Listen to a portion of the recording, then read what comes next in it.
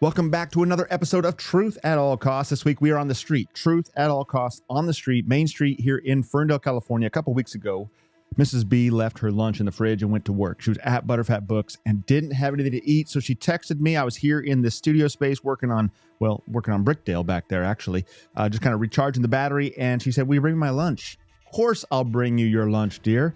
I love you so much. I want to bring you lunch. And while I'm out there, I might as well, talk to some people about abortion. And we got all this stuff going on here in Humboldt County because the state is suing our local hospital that is owned by the Catholic Church and does not perform abortions. And there was a woman here who wanted that. She went into a McDonald's and demanded Kentucky Fried Chicken. And because McDonald's doesn't serve Kentucky Fried Chicken, she wants the state to sue McDonald's for KFC. That's the analogy. She went into a place of healing and demanded death, and the place of healing wouldn't comply, and now they're being sued for it. And there's a big push. There's a local emerging advocacy group starting to advocate for abortion, even though we have a Planned Parenthood in the county and all this kind of stuff.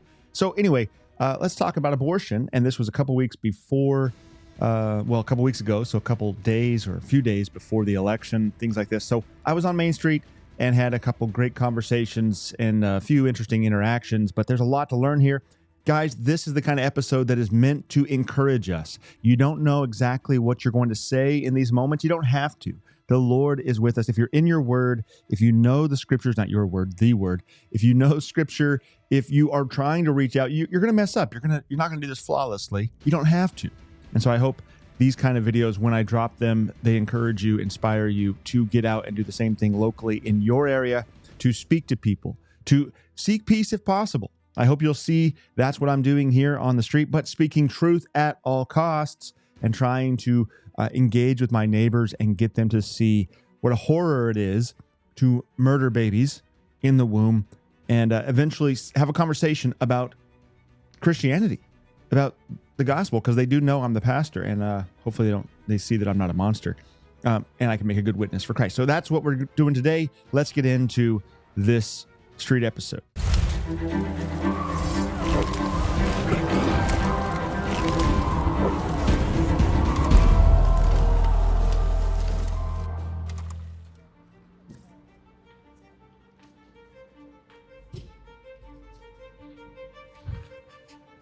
What do you think about that bike?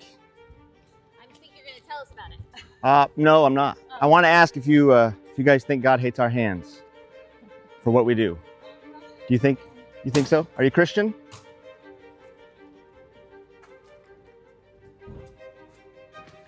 So this literature I have here is from abolitionistrising.org. I would highly recommend you going there and getting literature, getting drop cards. The picture, for those of you who are listening to today's episode, not watching the video, it is an openable pamphlet that opens up to like 8.5 by 11 or 11 by 17. I don't know, somewhat like legal size, basically. And it has a drawing of two hands that are dripping blood, and an American flag is colored over the hands.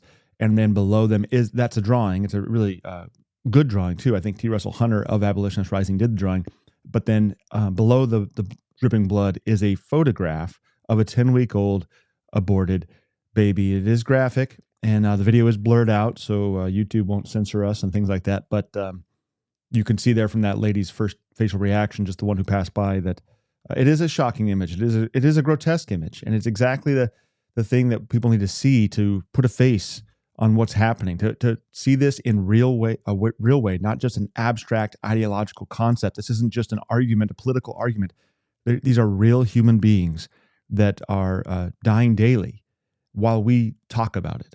So I'm totally an advocate for this. I think there's great stuff to be purchased and had from Abolitionist Rising, who are leading the way in this kind of abolitionist movement, taking the pro-life position to the next level. They're very much advocating for justice for all. They are advocating for punishment of those who murder their babies under the law equally, which I agree with. We may have some theological differences on things like who bears the image of God. They're very much Baptists in their understanding, and we being Lutherans, we may have a difference there, but this is an external issue where we can choose which literature we use, and we can use some of their tools and resources joyfully. We had T. Russell Hunter here at the church to talk to us during our Freedom of Conscience and Religious Liberty Conference about the history of abolitionism. And very much this is the kind of literature, the kind of imagery that helped win over the minds of those who were advocating for slavery back during the dark days of the Civil War and things led up to the Civil War here in America. So anyway, that's what's going on here. You can get that literature at abolitionistrising.org if you're so inclined. Let's continue. Good morning. Do you think God hates our hands? I don't give a fuck. You don't? How come?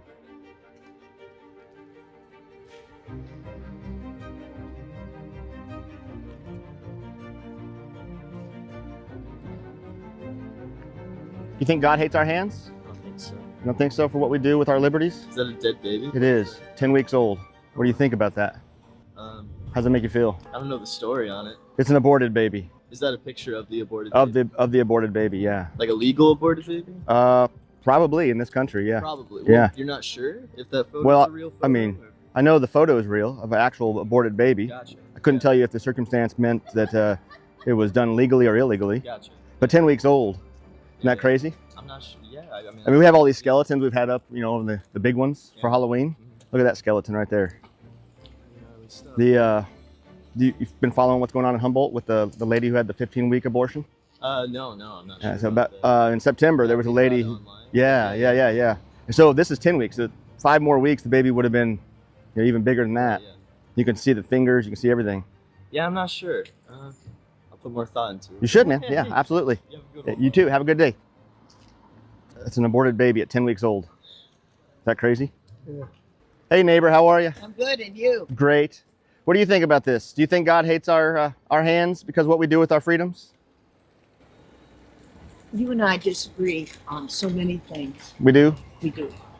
I respect your right to have your views and opinions, and I know that you respect. I do. That's why I was wondering what yours are. Yeah.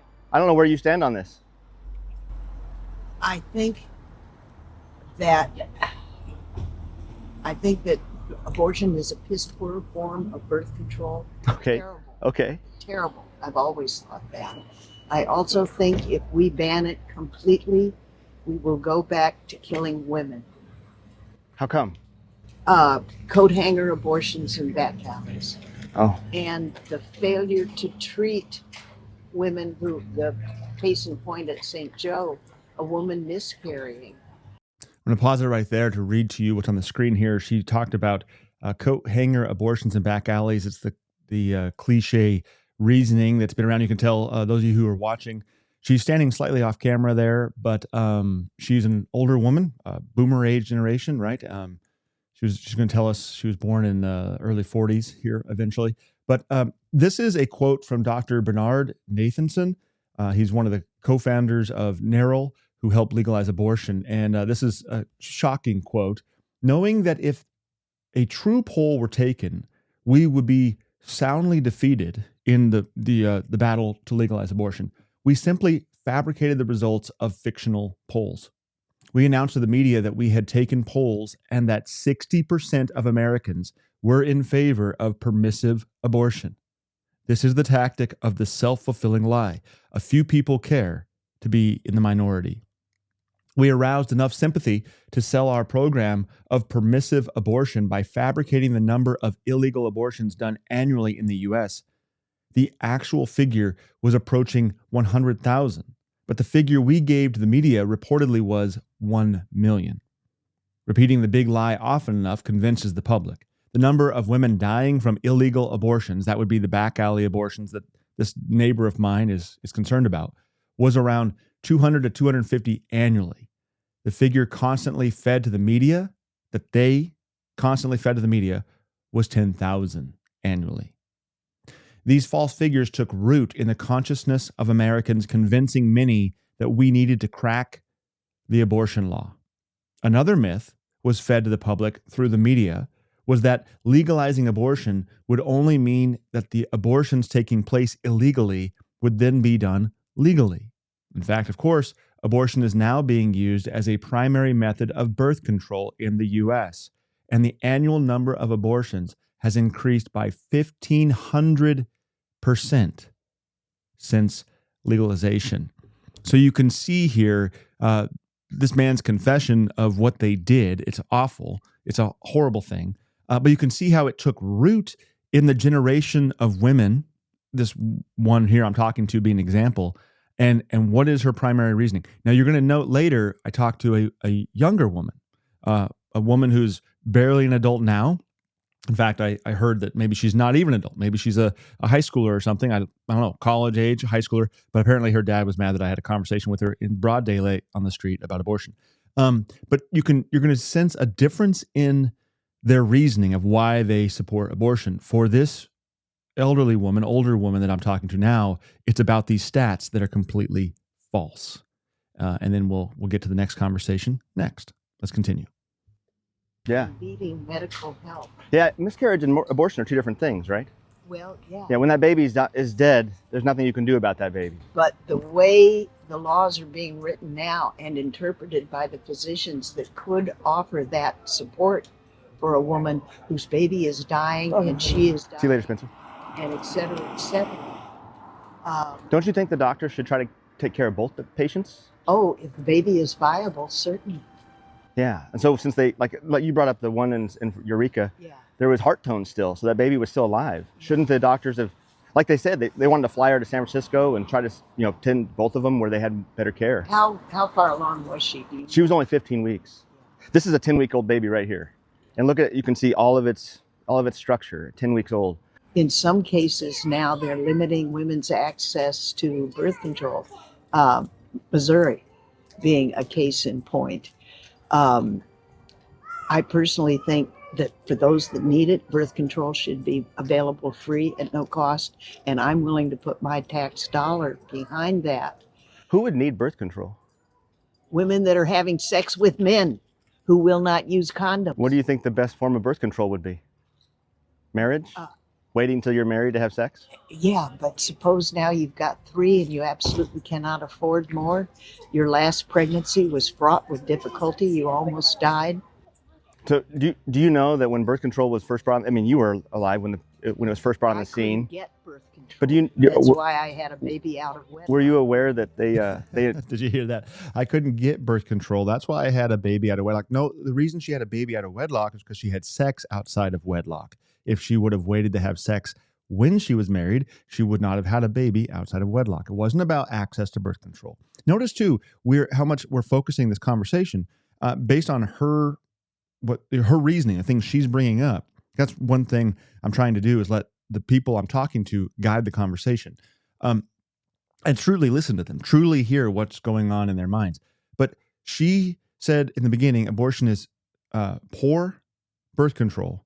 And then now we're talking all about birth control, which goes along with the stat from Dr. Nathanson about how abortion is a form of birth control now. It's not just about those few that were being done illegally prior to its legalization. It is now the primary form of birth control for Americans. Crazy stuff.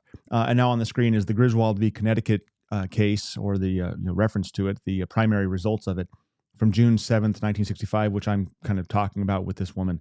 A right to privacy can be inferred from several amendments in the Bill of Rights, and this right prevents states from making the use of contraception by married couples illegal. It's a slippery slope, guys. Originally, the whole contraception issue was about a privacy issue. That's how it became legalized. And it slowly, at first, it was about married couples, because we were still in an age in our country where those who were having sex, it was obviously married people. It was still taboo to be having sex outside of marriage. Well, eventually that went in quite quickly, because this is 1965. You get the Summer of Love, you get all this kind of stuff, thanks to preceding generations that opened those floodgates. And now we're just girls are popping birth control pills. They're not birth control pills, but those two. But they're also popping abortion pills. They're just ordering it online. It's sick and disgusting. And it's we've slid down the slippery slope a lot. Initially only wanted birth control for married couples? Yes. And we've been sliding down this slippery slope. You had to have your husband's permission. You had to have your husband's permission to buy property. At least we could vote by then. But I grew up in a time, I'm born in 43. I grew up in a time when women couldn't really own property. They got kicked out of clubs that they had joined with their husbands. Now So you have a really big heart for women then. yes. What about for the what about for Look the at who I am. what about for the unborn woman? What if this was a woman? This was a girl. Why does her life not matter? It does if she's viable. This baby would not have been viable. Says who? The Lord. So shouldn't we leave it all to the Lord's hands? Well, just That right there was the point. The inconsistency. When you don't have an answer, this woman's still coming out of a generation apparently where she must hold herself to be somewhat of a Christian, and at least in name, someone who can, maybe she's just talking to a pastor, so she's going to use this, but go to the immovable mover, right? I mean, who are you going to use as your argument if you can't win the argument? The Lord. But that's not consistent with what she's been saying. So shouldn't we leave it all to the Lord's hand? This is going to unravel everything she's been saying about birth control, if that's the case. If that's what if she wants to put it onto the Lord, she's got to put it all onto the Lord, not just the part that's convenient for her. We can hold people's feet to the fire on that. You can't just automatically shift into this the Lord category because you want to be able to murder. I mean, that's awful position. But right there, friends, is where the conversation, the finality of the conversation was evident when she threw out the Lord as her justification. plan for everything. If he has a plan for birth control and abortion under certain circumstances. Abortion is murder, so he doesn't want to. He actually tells us in Scripture not to murder, and definitely not to murder. He says, "Don't just shed the innocent blood of children." Even, Yeah. Oh, yeah. you know. Psalm 106, 37 to 39, they sacrificed their sons and their daughters to the demons. They poured out innocent blood, the blood of their sons and daughters, whom they sacrificed to the idols of Canaan, and the land was polluted with blood. Thus they became unclean by their acts and played the whore in their deeds. And these are children. These are orphans. They've been orphaned by their mothers, and then the mom just needs to get them out of her body, right? I mean, and in Scripture, we read in James that true Christianity is taking care of widows and orphans. James 1:27, religion that is pure and undefiled before God the Father is this, to visit orphans and widows in their affliction, and to keep oneself unstained from the world. Yeah. It's horrible. It's horrible.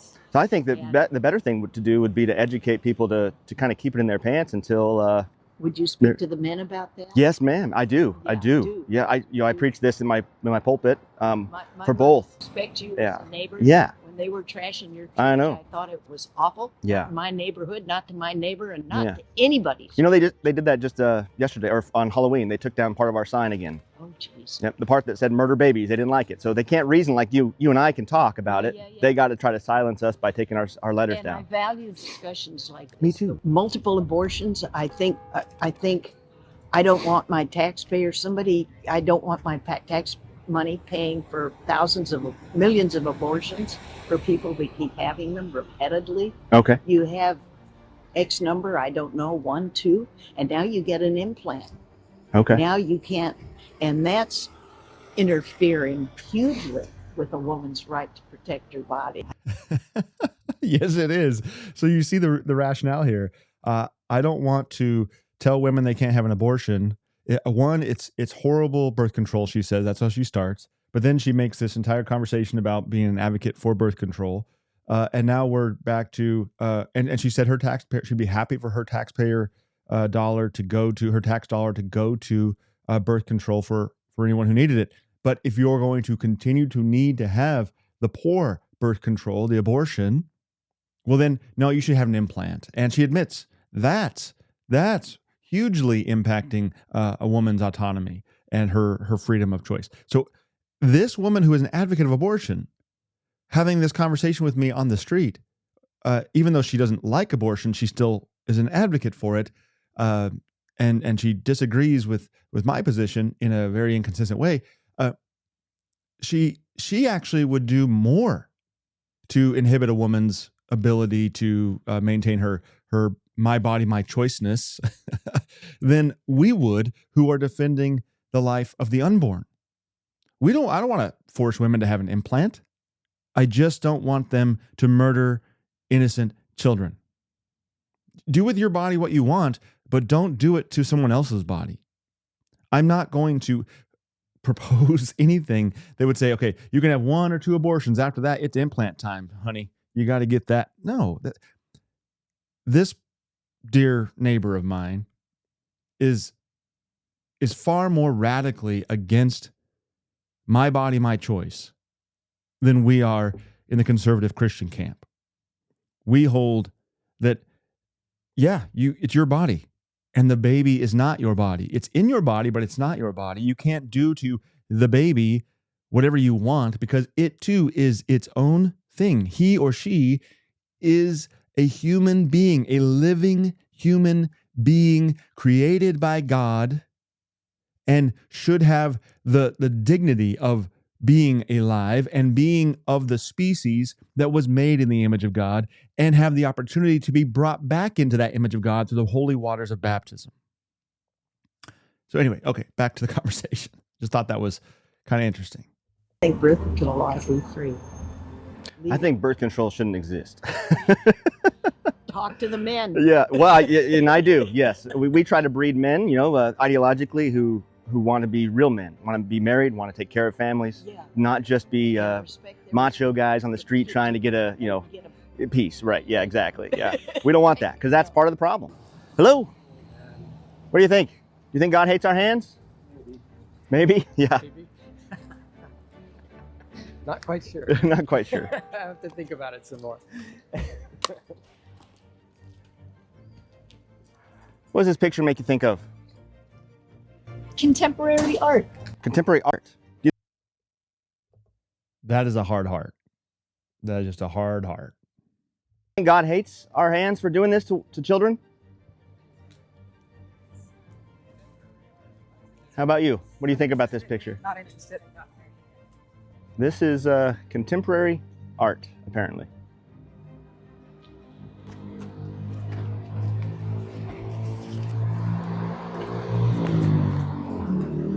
Hello. What does this image make you think? Does it trouble you?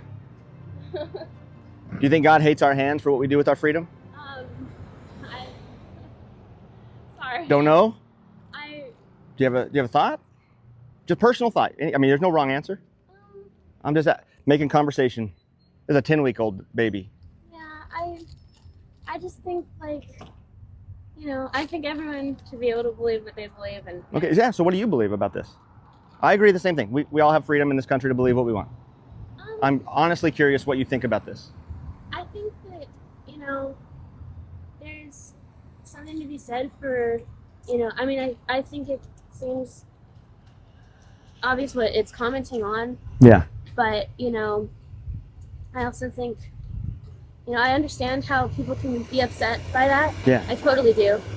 But I also think it's reasonable to believe that, the people who are carrying those, who are creating those new beings are also, valuable and their lives matter as well. Yeah. And, They do, both of them, right? Yeah. I just, I think that everyone should be able to have choice for what their lives are going to be. Even if that means murder? I honestly, I don't. And I would say we agree on that, right? Thinking about that, hearing it now, after the fact, we do want people to have freedom to live life according to their decisions horizontally. Yeah, right. I mean, we have free will in this horizontal world of ours. We can choose if we're going to have Captain Crunch or Fruity Pebbles for breakfast. We can choose if we're wearing a clerical collar as a pastor, or we're going to be some hipster guy who wears skinny jeans and a t-shirt or something. Yes, of course. But that decision does have consequences. Those decisions do have consequences. And when that agency is then forcibly put onto someone else, the baby in the womb, that's when we depart. We depart from our agreement, because that is now we're doing to others what is not good for them. We're imposing our will upon our neighbor in a way that is contrary to law, all of human law, all the way up until 5 minutes ago. It is contrary to God's law. We cannot murder our neighbor. This is not right. And so we agree. And if I would have heard that as we were talking, if it would have resonated in my mind, I probably would have went down that alley, that avenue of pointing out that we're in agreement there.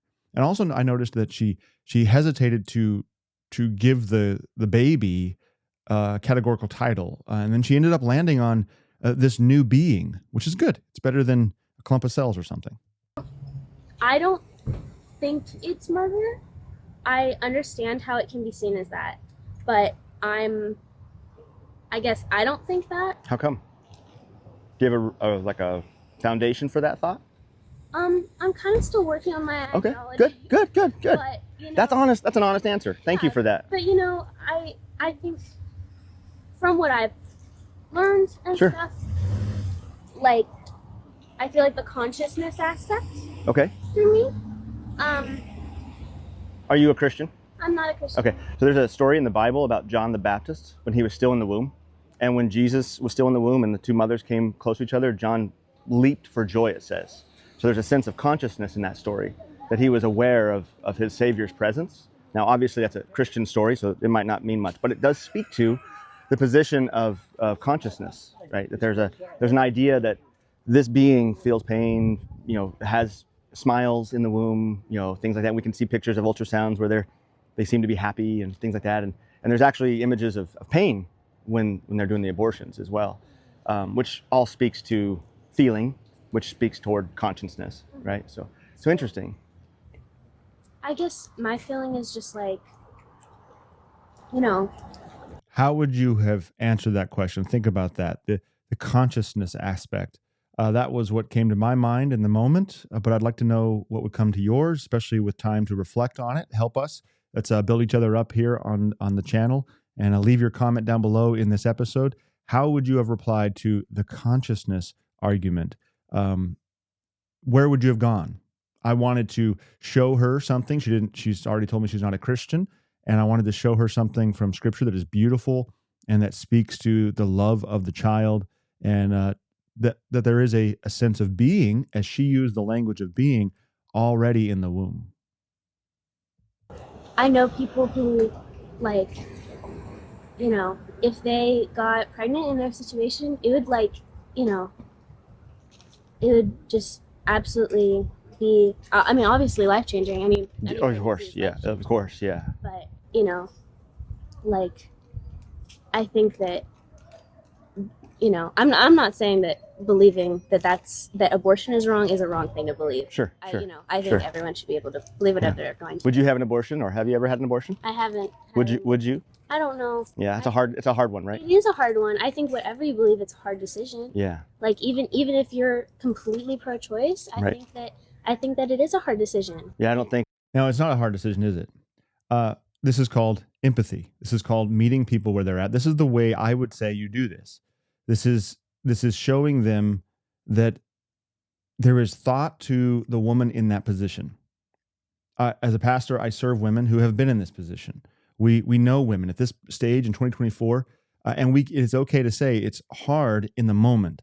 It's hard for the single mother who's in that predicament, or any of these situations when the woman gets pregnant. There is a sense of difficulty. There is a sense of trial and strain, anxiety, worry, concern. All those things. Those are hard.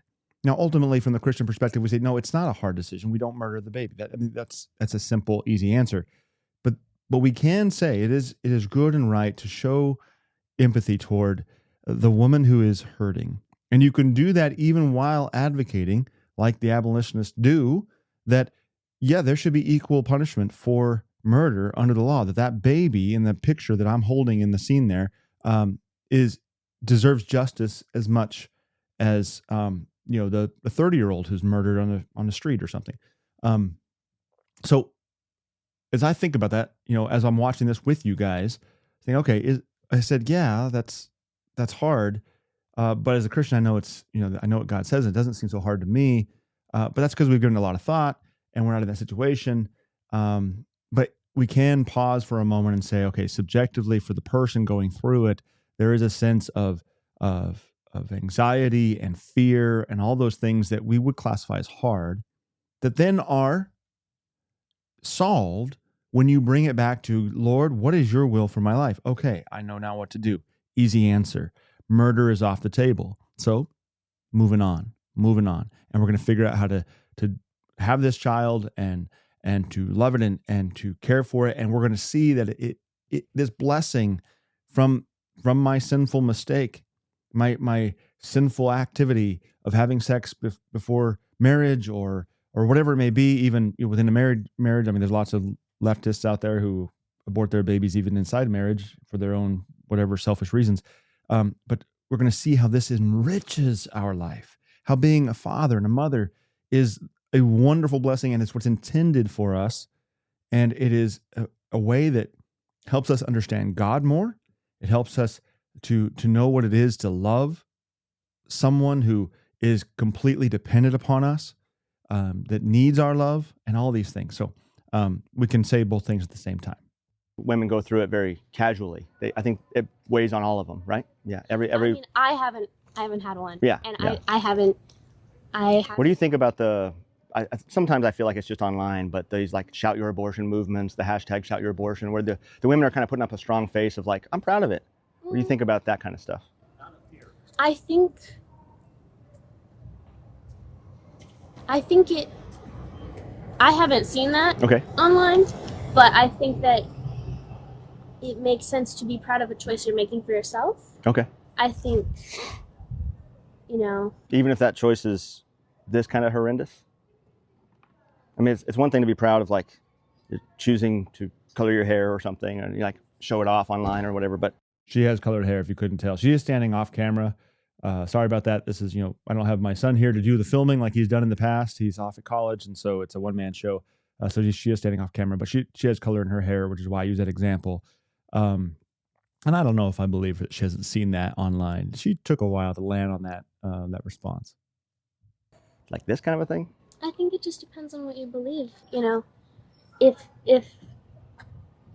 it's a choice made out of, like, I think it's also, good to, be conscious of the people whose choices, like, am I gonna, like, either pass away from having this child, or, like, have some incredibly life-altering medical situation. Sure. Like, I think that it's important to remember that and have compassion for it, because like, those people, it's not that a life that is being brought into the world doesn't matter. Right. That's not what I'm saying. Right.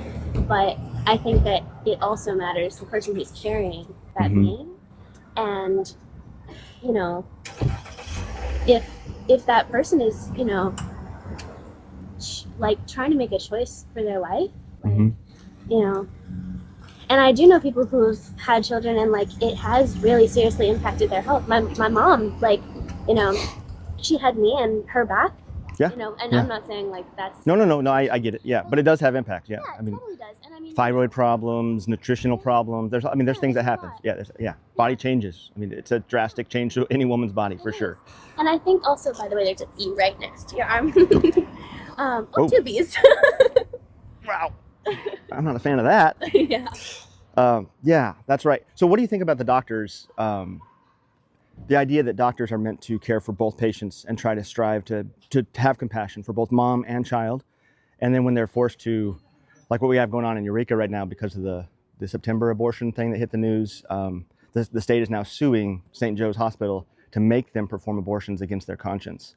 But the doctors were actually trying to life flight the woman out so that she could have the care in San Francisco, better care than they could provide. So that she could have an abortion. Maybe have an abortion, yeah, but they couldn't do it at a Catholic-owned hospital. So they were trying to get her somewhere else. And then eventually she went to Mad River, where they had the abortion, or they performed the abortion. But the idea that the state trying to force doctors to not have compassion on both patients, but only on the one that we can talk to and see, that's right in front of us.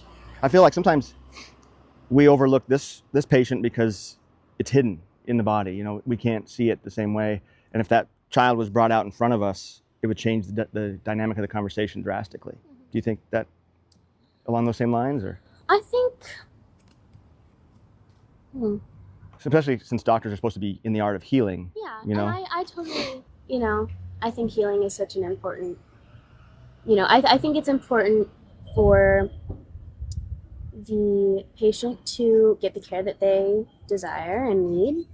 And I think What if they desire care that is bad for them and the doctor knows it's bad for them? Should they still get it? I think that the doctor should advise what they believe is best for the patient or patients. And I think that it's the patient's choice what's going to happen with their body, But the doctor has a conscience too. Yeah, So totally. should he be forced to do something against his will? I think that, I think if your morals, if you're a doctor and your morals are very strongly against something like abortion, maybe, I don't know, maybe find a place that doesn't offer that, or where you won't be, where you won't be giving that. Like St. Joe's was doing. That's exactly right. That's right. I think it's reasonable to not.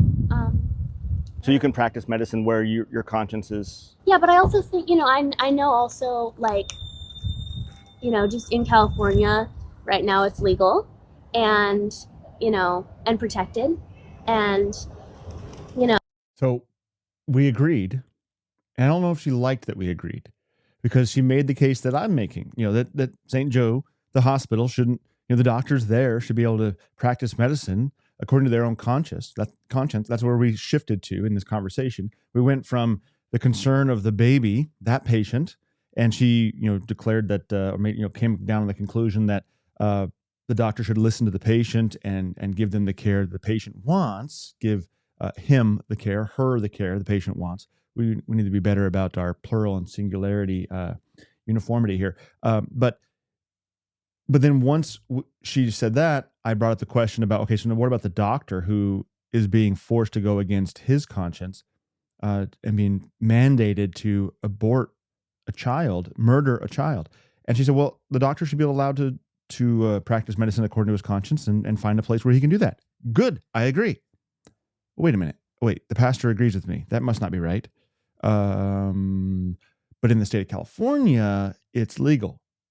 So what she is now saying and pushing toward is you shouldn't be able to, all hospitals in the state of California should be on the same page because it's the state law. And if not, then you have to leave the state if you want to practice medicine according to your Christian conscience. That's where we're headed with this. Interesting stuff. But, and I got to give props to this young lady. Very thoughtful young lady, very enjoyable conversation with her. She wasn't expecting the conversation, just like I wasn't expecting a lot of her answers. That's what's nice about these kind of conversations. I hope you're picking that up watching this episode, because this is all real in the moment. And it's two people reasoning together who didn't really expect to be reasoning together prior to this conversation. So it's good, and it's a place to see where people are really at. Now, again, notice she hasn't quoted stats or the mythology of the back alley coat hanger abortions and stuff. She's coming at it from a completely different trajectory than the boomer woman who was born in 1943. Totally different approach to what's going on. One was based on statistics and the myths that she remembers being told and has followed, the statistics that have led her into her position. And the other one is coming at it from a more ideological worldview perspective that's not so tethered to statistics and what's been reported in the news about the numbers, but is more about the individual and the pro-choice, the ability to choose. And you can tell that each woman here is coming at this from what has shaped their thought, the propaganda on the left that has shaped their thought. My body, my choice for this younger lady, and back alley coat hangers for the older woman. Interesting things to note. I think that I think also in Humboldt, there's not a ton of really epic medical. No, we're in the sticks. Limited, Yeah. So We're limited. I do think, with a place as small as we are, and with as little really good medical care as we have, I do think it's important for patients to have a place to be able to get the care that they want for their own bodies. Above and beyond Planned Parenthood, we do have a place for all the leftists to go. We do have a place for the young women who are confused, who've been manipulated and lied to, I know of women who have gone to Planned Parenthood in Humboldt County to receive that quote unquote care, having been lied to, and have repented of it and celebrate the children they now have because they went to the hospital the next time they were pregnant and had, thankfully, because of our pregnancy care center and the services they offer, and were encouraged to continue with their baby and now delight in being mothers. The argument here is, well, since we're in the sticks, all hospitals should offer this care because we're so remote. It's the only care we have. So look at this. The Christian church is in our area the dominant hospital. Let us not even consider that is the argument. We don't care that it's the Christians who have compassion and who have set up shop here to care for their neighbor. It was the nuns in 1902 or 1920 or whatever it was who set up the shop here in St. Joe Hospital in Eureka. Let's forget that they're here and they were here because of their Christian conscience who wanted to serve neighbor. We want anyone who lives here, if they want to be able to have an abortion, since we're so remote, they should have access. Now, if we're in this big city, who knows? Maybe you could have a little room, according to this young lady's thought process. Maybe you could have a little room for a Christian hospital that wouldn't do it. But out here, you got to do it because we're so remote. That doesn't make sense. And we're not that remote if you consider we have a Planned Parenthood. Not every small little town has a Planned Parenthood, but we do. And it's taking care of all the evil, murderous activities of what Planned Parenthood does. It's doing that. Why do we have to force that upon the Catholic Church, the Christian Church, the Catholic hospital? Doesn't make sense. I think that it's a personal decision if you're a medical provider. What if the state suing St. Joe because they're a Catholic hospital drives them away? And Drives them away. Yeah. What if they just leave because they're going to stick to their Catholic beliefs, but they now can't operate in California, and now we're in an even worse place because all we have left is, because Redwood Memorial is Providence too. It's part of the same organization. So we'd be down to Mad River. I think that would be unfortunate if they left because of that. I think, I also don't have all the information. Sure. Yeah. That's what we're just having conversation. That's right. And I'm not expecting you to know everything. I don't know everything. I'm just trying to, I just watched a video where one of our candidates for city council said he wanted to have this public conversation more often, and not in my way. He's against. He's for abortion. Right? He's against not aborting people. So I thought that's a good idea. We should get on the street and we should ask people in town what they think and have that conversation, because he was saying we need to have a public conversation about it. You're talking about freedoms. You're talking about choice, and everything was very subjective. Like, if this, then that. If this, then that. What if there's an objective reality? There's one right answer. What if there's one truth? And all of our thoughts that we've been having are, that, well, if this is the situation, then this should happen. And what if all of that could be solved with, well, here's the concrete truth. This is a real life, and murder is wrong. So don't do it in any situation. If you could grant me that, what would you speculate would be your answer to that? I think what comes up in my mind when you say that is actually just, I'm in an English class. Oh, okay. Okay. It's a really great class. We were talking about objectivity and truth and how do you decide what is true? And, I think that it's a great discussion. Yeah, it is. It's a great discussion. And I think something that was being mentioned is how are we meant to be sure, what the truth is? Because, you can look to religion, which, is a fine way to look at it. And I think there's truth. Everyone has their own truth. Okay. And I think that there are some truths that are objective.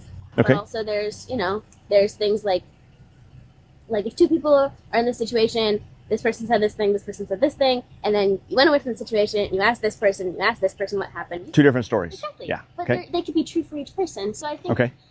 Do you guys think everyone has their own truth? No, of course not. No, everyone does not have their own truth. Everyone has their own perspective on the truth. Truth corresponds with reality. This is the problem we're having. This is a worldview departure.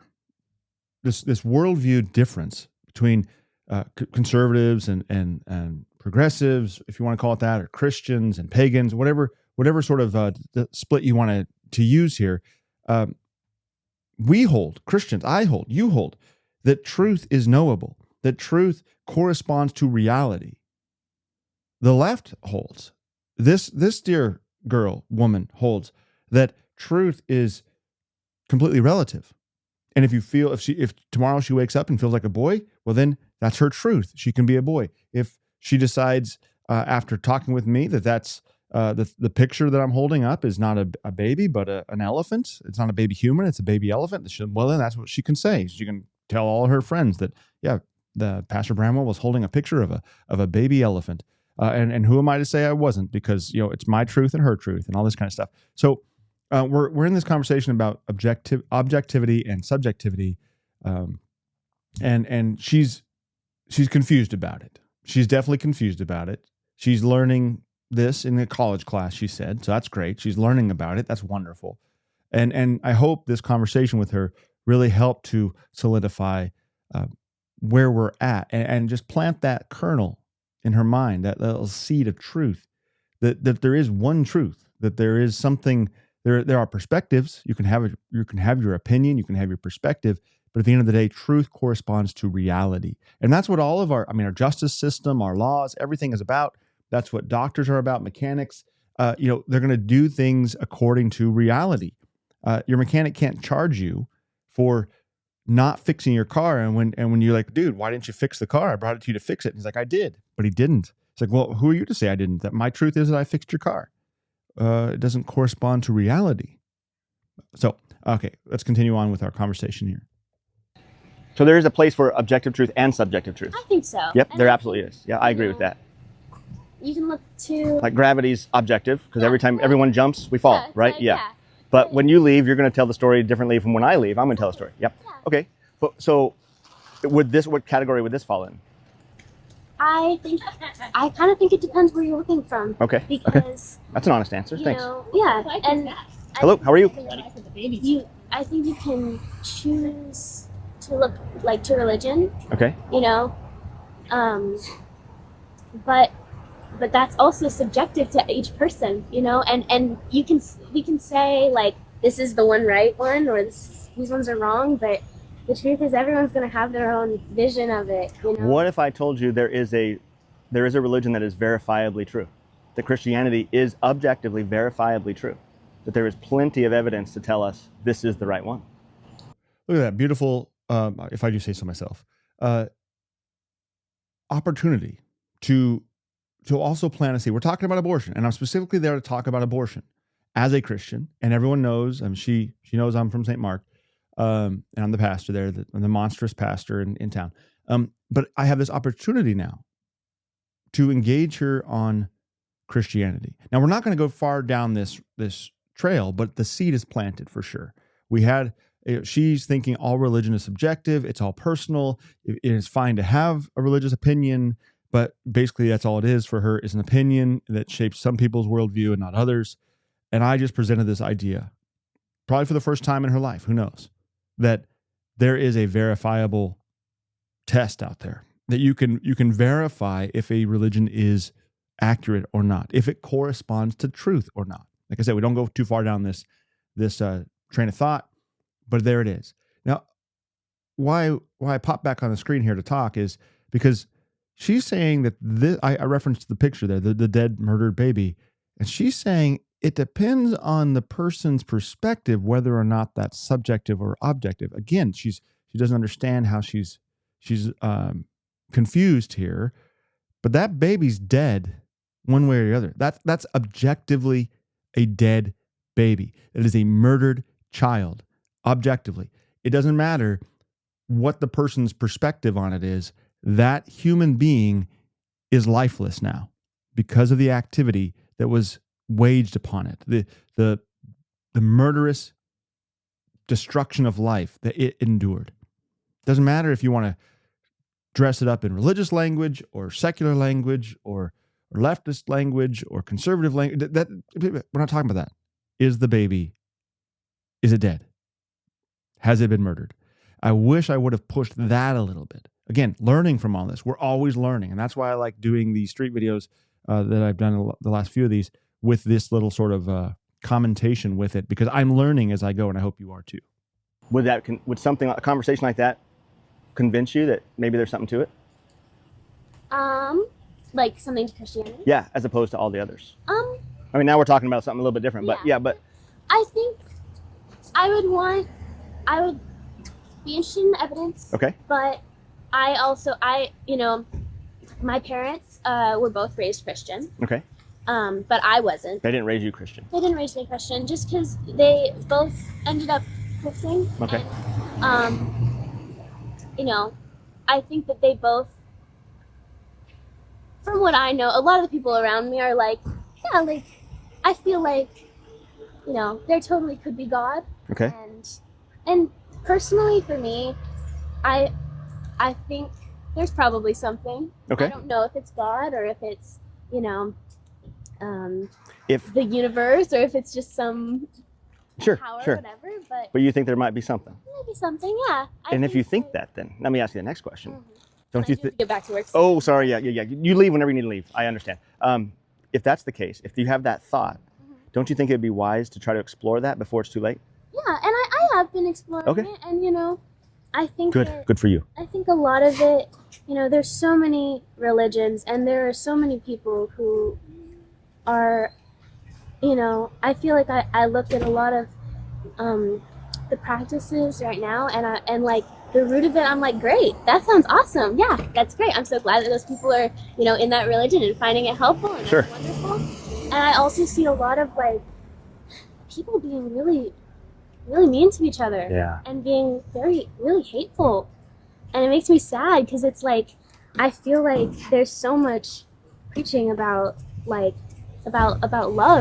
and like that being the root of it, like, God loves you, and, the earth loves you, and like all these things about all these religions. And I feel like there's so much like, okay, like they love you, but like not if you're this, Okay. And like, I have a lot of friends who, are like, they're LGBTQ, or,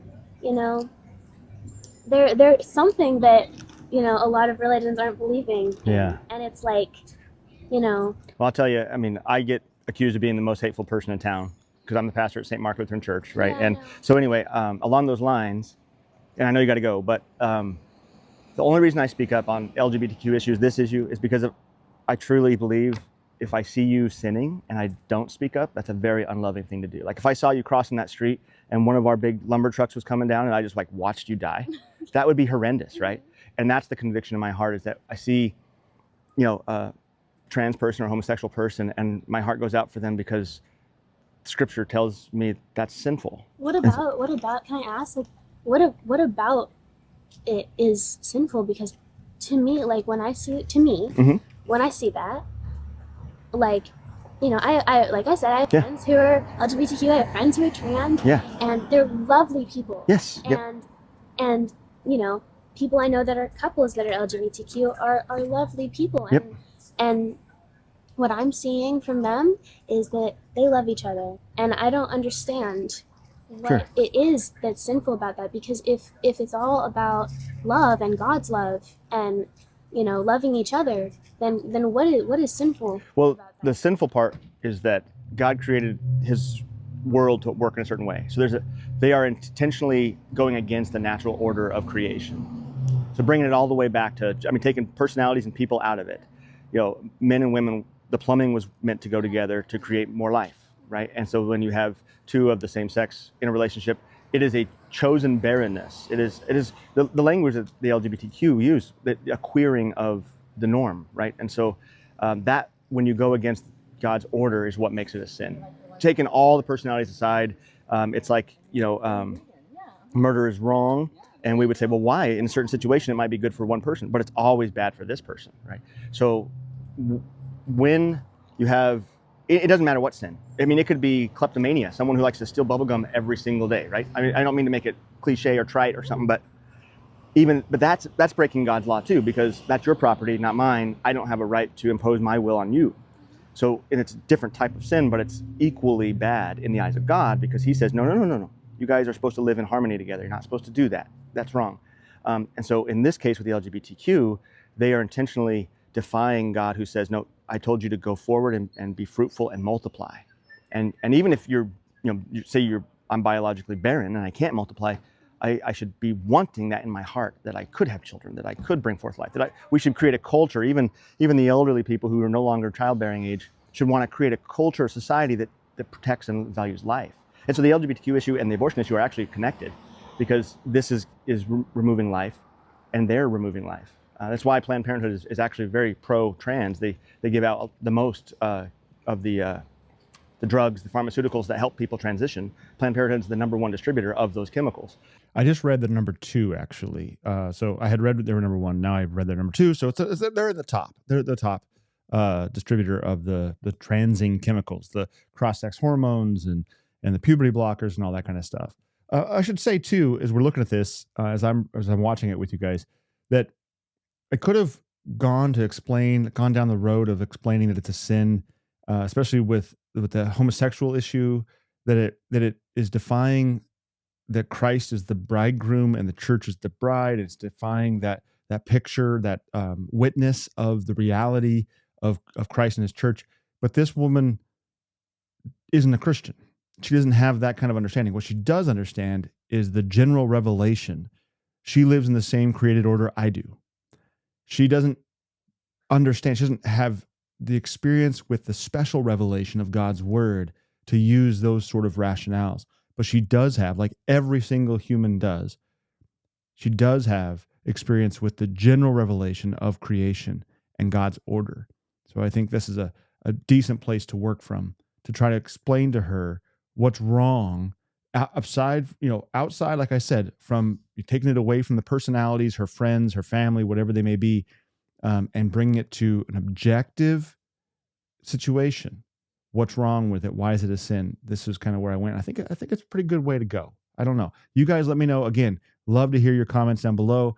How would you have gone with this when she asked, what makes it a sin? On the spot right there, what would you have said? I would love to hear from you, what you think you might have said, and to get you thinking about it and really chewing on this, and so that you're prepared to go out into the street and do this very thing yourself, or to talk with your neighbors at your family, friends at Thanksgiving, or wherever you talk with them. So let's continue. Because it's a whole industry of barrenness.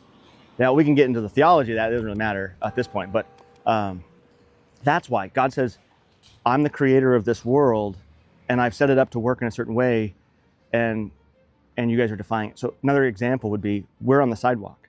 If someone decides they're going to drive where we're supposed to walk, and they think in their mind, well, people can just walk there in the street, I'm going to drive on the sidewalk, they would be choosing for themselves to break the order, the agreed upon order of society, right? That you and I get to safely walk down this street without worrying about a car hitting us.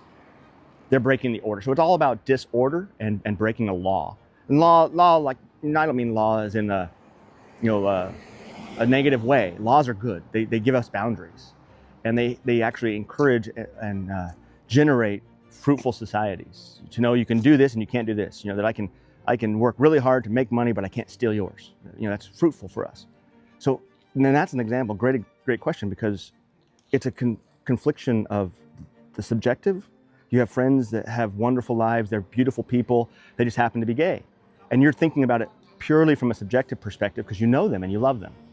But you're not thinking about it from an objective perspective, that they're doing something against nature, against the order that God established. That's kind of the short answer. Yeah.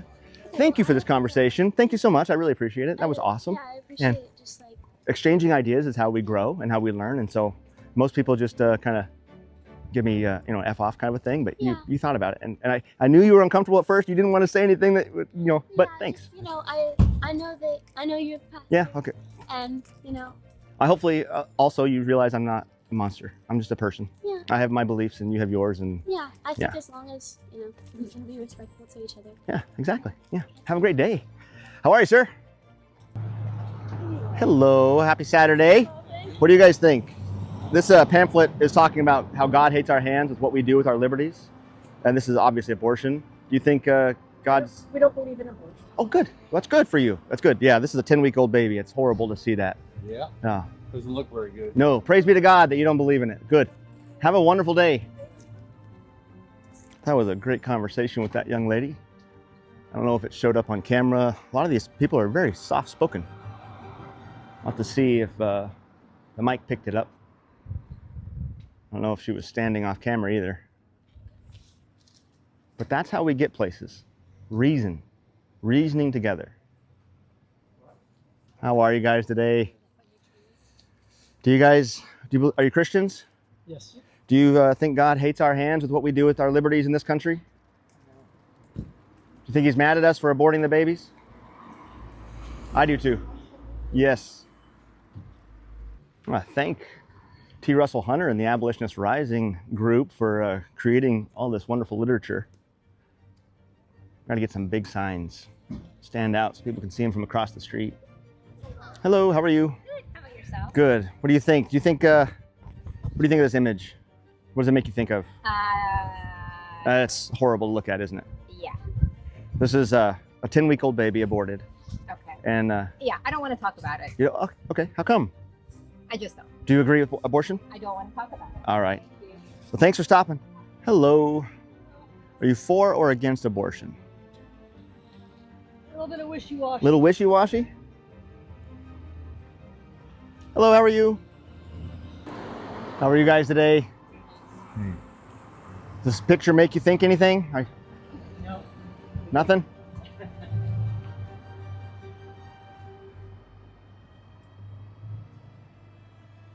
Well, there you have it, friends. All of that came from, my wife forgetting her lunch in the refrigerator when she went to the bookstore a couple Saturdays ago. Did not wake up that morning thinking I was going to be doing any kind of street ministry, any kind of conversations, having any of them with people who are opposed to our Christian values. Didn't expect to be showing a picture of a dead baby to general passersby on Main Street here in Ferndale, but we came away with some great conversations, planted some wonderful seeds of thought. I think saw the two ladies there. That was the most fruitful of the day. The first woman there, my neighbor, who is older, been around since 43, and then the young lady who's just kind of starting out her adult life and seeing their positions. Guys, if you enjoy this kind of content, and I mean enjoy it, are you being built up by it? Is it encouraging you and inspiring you? Is it helping you in some way? Then please consider liking the video, subscribing to the channel if you haven't already, and doing the thing that all YouTubers tell you to do, click the notification bell, because that'll notify you when I drop a new video. And also, if you want to do more, if you want to do something financially, you can actually help here in Ferndale, more on the ground ministry in print. Actually, we are running ads in the Ferndale Enterprise, a business card size ad a week, with the money you guys are contributing to me through the YouTube channel membership. We're using your funds. Thank you very much for that, all of you who've already joined. And we're going to start by running ads against abortion, because that is what's going on right now in this community. We got a lot of stuff with the LGBTQ and with abortion. We are going to be talking about these things in ads that the Ferndale Enterprise will run until enough liberals probably convince them to terminate the contract. But we'll cross that bridge when we get there, yeah? And right now, as this episode airs, I'm running a poll for the rest of the weekend to see which of 4 designs should be the first one we run. So jump over there, join the channel if you haven't already, become a member at $1, $5, or $10 a month, and let us know before Monday, close of day, what you think should be the very first ad I run in the Ferndale Enterprise. And I want to thank you for helping the ministry efforts here in Ferndale. This is something we're doing as a TyrelBramwell.com kind of a thing, a truth at all costs kind of thing, that is running in concert with St. Mark Lutheran Church, but is not specifically a project of St. Mark Lutheran Church. So help us out if you can. Also, don't forget to pray for us and all the things we're doing here, both St. Mark and myself and you. And I say us, I mean you, in our efforts to reach people here in Ferndale. This is a mission field, and you are part of it when you contribute to this channel. Guys, the $5 a month Unashamed Underwriters, their names are on the screen right now. You see a new name, so thank you all who have joined into the $5 a month. We also have, I saw at least one new name, one new $1 partner. So thank you for that as well. And then, as is one of the benefits of being a producer at the $10 level, we have a shout out for everybody who is a podcast producer, starting with Ronald, MRJ Funk, Robert Lockett, David Littman, Asa Hoffman, Isaac Diode Spangler, EP, Brian Yamabe, Baron Albatross, Stephen Billings, Ernest Sire, Walter Winkler, Holy Gamer, Ryan Cunningham, Benjamin Beckstoffer, Edwin De Vera, Jesse Peel, Deuce Folt, Wild Cowboy Man, Cotton Pickin', Seth Murray, and Caleb Smith. This is as of the recording. If anyone has joined at this level since then, well, you won't be mentioned until next week, but I think you understand that. Guys, thank you so very much for all of your support. Go over to the Tacky Tea merch store and also get your Bite the Fox tee design or any other design you want and help that way as well. Get out of here, guys. I'm going to let you go. Thank you for tuning in, and we'll see you in the next episode.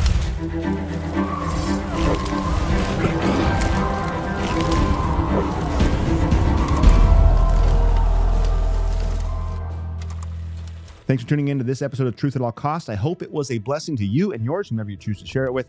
If you're new around here, or if you just missed a back episode, check out this playlist. Here it is right here, so you can catch up on what you might have missed. And here is this week's the replay of the live Bible study, preparing us for tomorrow's sermon for the 25th Sunday after Trinity. We're deep into the Trinity season.